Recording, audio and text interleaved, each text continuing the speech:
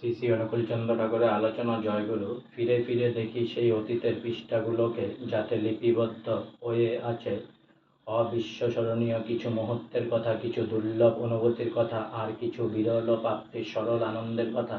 স্মৃতির পাতায় সময়ের লেখনীতে লেখা সেই স্বর্ণালী অধ্যায়গুলোর রোমন্থনে আনন্দে তাদের কথা বলে আনন্দ, আর তাদের কথা লিখে সেই আনন্দকে ভাগ করে নেওয়ার সুখ।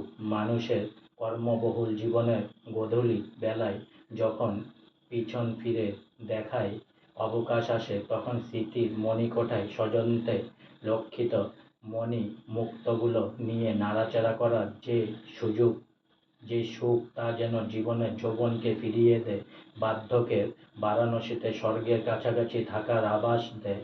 সেই স্মৃতিপথে পরম দয়াল এবং জগবর্জনীয় পূত সান্নিধ্যের অতিবাহিত মুহূর্তগুলো ধরা থাকে তার জীবনের শ্রেষ্ঠতম সম্পদ। যত দিন যায় তত হয়ে ওঠে অমূল্য, স্মৃতিবাহী চেতনায় রয়ে যায় ক্ষয়হীন অক্ষয় হয়ে। আজকে আমার শ্রী শ্রী অনুকূলচন্দ্র ঠাকুরের আলোচনা এখানেই সমাপ্ত হলো। তাই অনেক অনেক সাবস্ক্রাইব করুন, অনেক অনেক লাইক করুন, অনেক অনেক ভালো থাকুন, অনেক অনেক সুস্থ থাকুন, অনেক অনেক আনন্দে থাকুন, অনেক অনেক হেল্প করুন, আর সঙ্গে বলুন জয় গুরু।